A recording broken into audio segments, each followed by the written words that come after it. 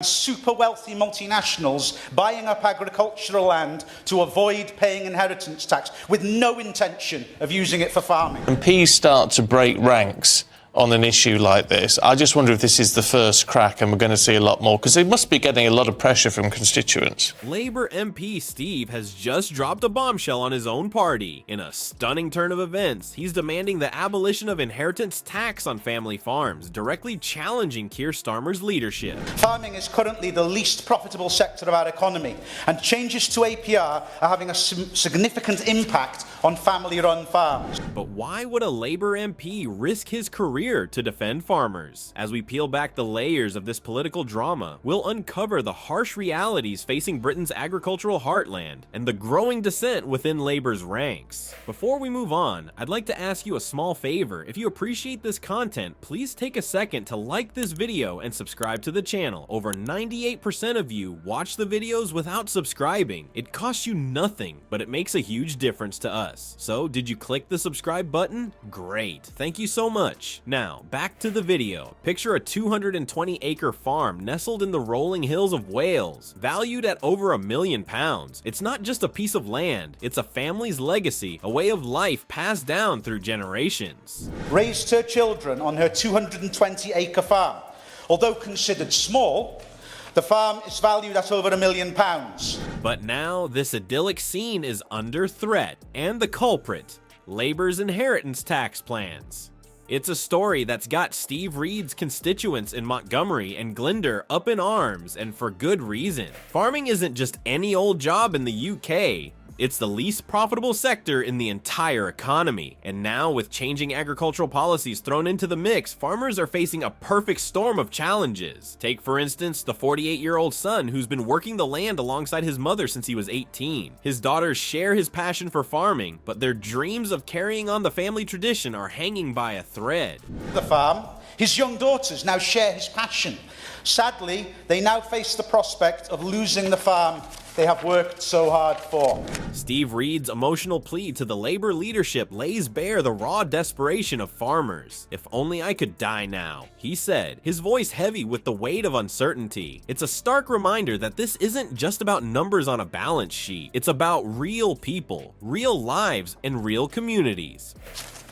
The proposed changes to APR for farmers come on the back of this and more, and feel like the straw that broke the camel's back. But here's the thing, this issue goes far beyond family legacies. It strikes at the very heart of food security, rural communities, and the fabric of Welsh life itself. These farms aren't just businesses, they're the lifeblood of entire regions. If they disappear, we're not just losing farms, we're losing a way of life that's been part of Britain for centuries. Steve Reed's bold demand to raise the threshold for inheritance tax isn't just about saving a few quid, it's about preserving a vital part of our national identity. But will it be enough to save family farms from the chopping block? That's the million-pound question. As we dig deeper into this issue, it becomes clear why it's become such a powder keg within the Labour Party. Super wealthy multinationals buying up agricultural land to avoid paying inheritance tax with no intention of using it for farming. On one side, you've got the pragmatists arguing for fiscal responsibility. On the other, you've got those fighting tooth and nail to protect rural communities and our food supply. It's a clash of ideologies that's threatening to tear the party apart. MPs start to break ranks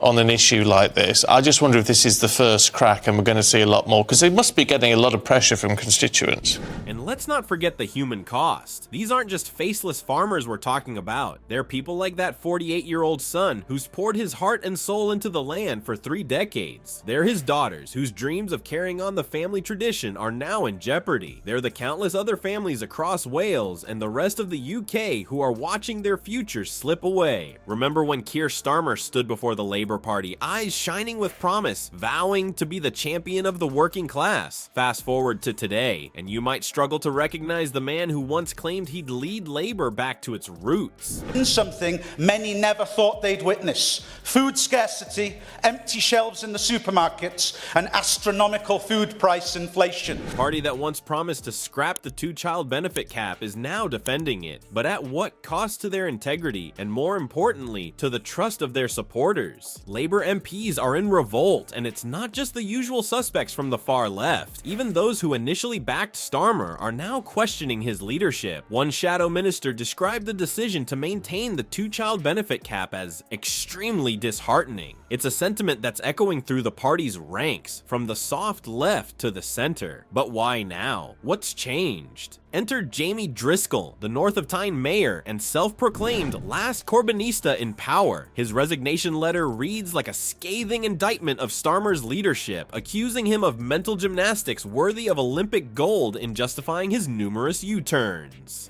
It's a damning assessment from a man who's seen the Labour Party's inner workings up close.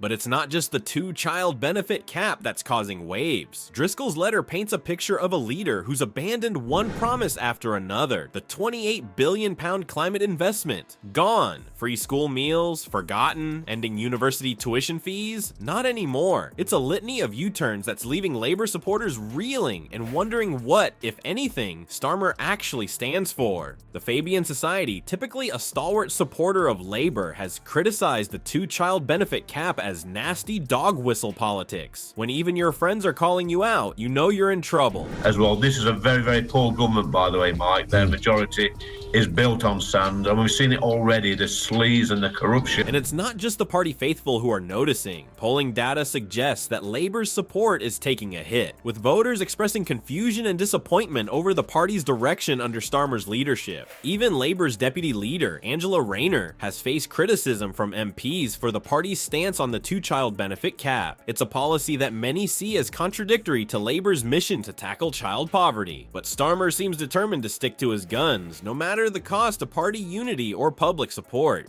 As protests mount and internal strife grows, we're left wondering, what's next for Labour under Starmer's leadership? Is this the price of electability, or has Starmer lost sight of what Labour truly stands for? Some MPs are suggesting that these U-turns could be the straw that breaks the camel's back in terms of party unity and public support. As Keir Starmer's Labour Party navigates the treacherous waters of political pragmatism, the echoes of past internal conflicts loom large. The current situation bears an eerie resemblance to the tumultuous days of Jeremy Corbyn's leadership, where ideological battles threatened to tear the party apart. Starmer's balancing act between electability and core Labour values is proving to be a high-stakes gamble, one that could either unite the party or fracture it beyond repair. The growing dissent within Labour's ranks, exemplified by Steve Reed's bold stand and Jamie Driscoll's dramatic exit, raises serious questions about the party's future. Will more MPs follow suit, challenging Starmer's vision at every turn?